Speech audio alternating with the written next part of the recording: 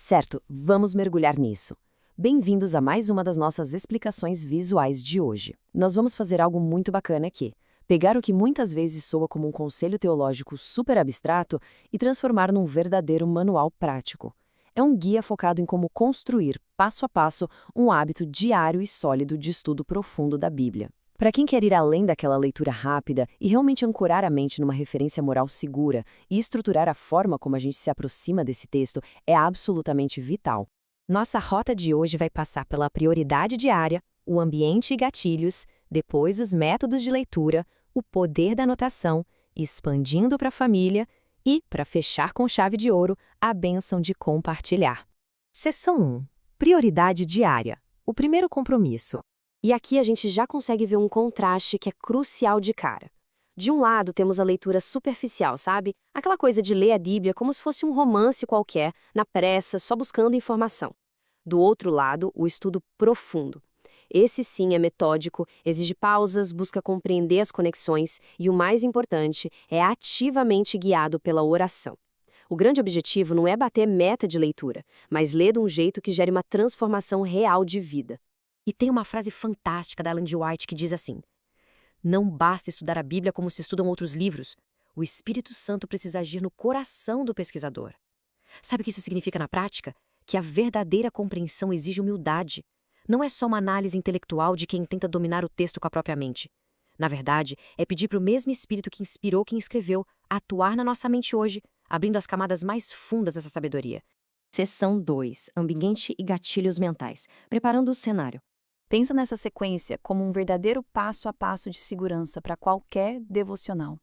A gente ora para abrir o entendimento, lê com atenção máxima as palavras, escreve para fixar a memória e, por fim, compartilha para consolidar tudo. Seguir essa ordem todos os dias tira aquela adivinhação do processo de não saber por onde começar. E olha só que interessante, a neurociência moderna e a espiritualidade antiga concordam 100% num ponto aqui. O espaço físico cria um gatilho mental. Pensa no exemplo de Jesus, no Evangelho de Marcos, levantando de madrugada e indo para um lugar deserto e silencioso. Ter uma cadeira específica, aquele cantinho silencioso da casa, já avisa o cérebro que ali é a hora de foco total. Isso abaixa o nosso ruído interno e prepara o terreno para o aprendizado.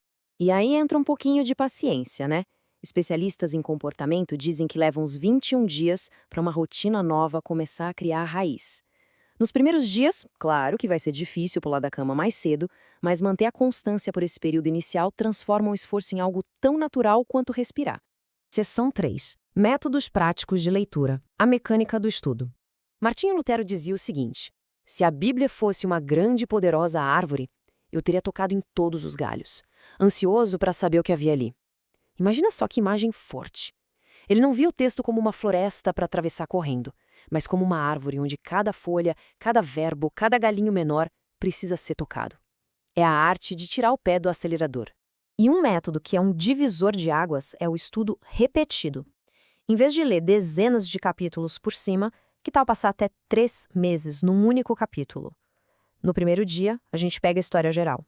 No primeiro mês, já começam a saltar aos olhos aquelas palavras que se repetem.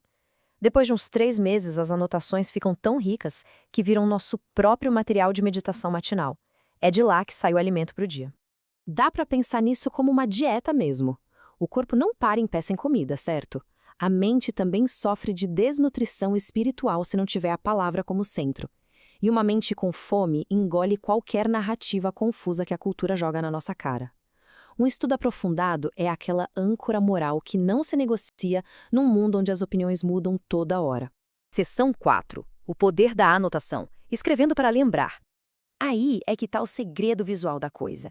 Categorizar o texto por cores transforma sua Bíblia num mapa de resgate rápido.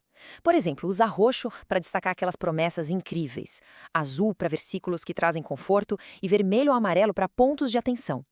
Isso personaliza a experiência de um jeito que, no dia em que bate o desespero ou a necessidade de encorajar alguém, a palavra certa está ali, pulando da página para você.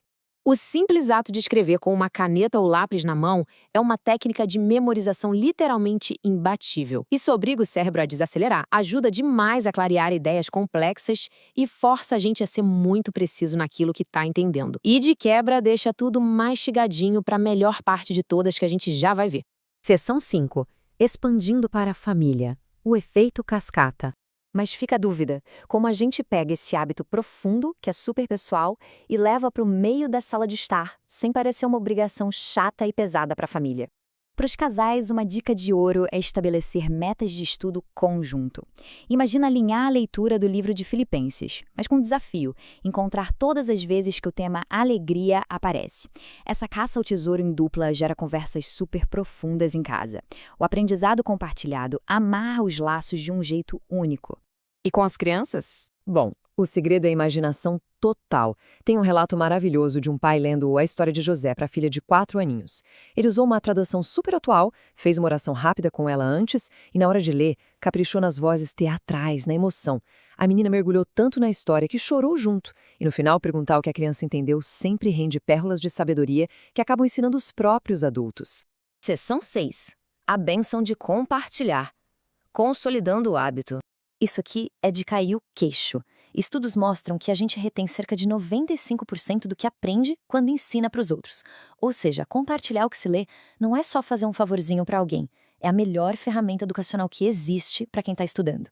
Para a palavra fixar na mente para sempre, a gente precisa colocar ela para fora. Vamos entender essa bênção dupla. De um lado, óbvio, tem aquele baita ganho pessoal de ganhar sabedoria e direção, mas quando a gente encontra alguém precisando ouvir exatamente aquilo que estudamos de manhã e compartilhamos na hora certa, nossa, isso nutre a comunidade inteira. O conforto que recebemos vira o conforto que entregamos. Lendo essa promessa incrível lá em Isaías, sobre a palavra ser como a chuva que desce dos céus e não volta vazia, a gente tem uma garantia absoluta. Todo aquele esforço para acordar cedo, aquele tempo investido em grifar, em anotar, nada disso é em vão. Assim como a chuva faz a semente brotar, esse tempo focado gera frutos concretos de sabedoria e ações práticas na nossa vida. E isso traz a gente para a reflexão final. Todo santo dia, a gente entrega a nossa atenção para alguma coisa. A grande pergunta é: o que está realmente formando as nossas mentes agora? O barulho inconstante do mundo lá fora ou o espaço silencioso de um encontro com aquilo que é eterno? Fica o convite para transformar essa teoria num hábito real e inegociável, a partir de amanhã cedo.